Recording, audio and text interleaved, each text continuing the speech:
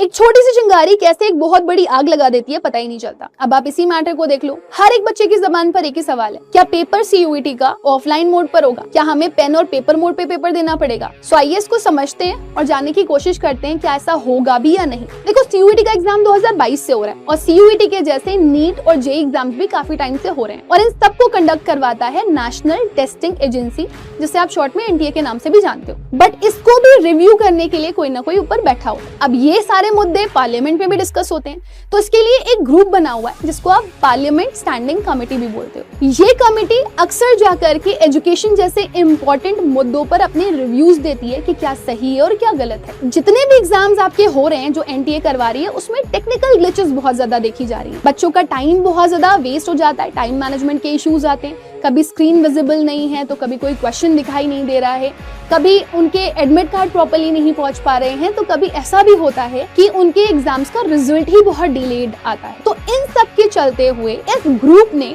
एक सजेशन दिया पार्लियामेंट में कि अगर पेपर ऑफलाइन मोड पर होगा, यानी कि पेन और पेपर मोड पे दिया जाएगा, तो हम इन ग्लिचेस से बच सकते हैं। सब स्टूडेंट पूछ रहे हैं कि मैम पेपर ऑफलाइन होगा, तो बेटा मैं आपको बता दूं, CUET के पेपर ऑफलाइन होने के लिए कोई ऑफिशियल स्टेटमेंट नहीं आया है। This is just a suggestion. अब ये NTA और गवर्नमेंट डिसाइड करेगा कि पेपर ऑफलाइन होगा या नहीं होगा। आपकी क्या राय है इस पे, पेपर ऑफलाइन होना चाहिए या नहीं होना चाहिए? मुझे कमेंट सेक्शन में बताइएगा और आगे कोई भी अपडेट मिलती है तो इसकी इन्फॉर्मेशन हम आपको टाइमली हमारे चैनल पर दे देंगे। All the best.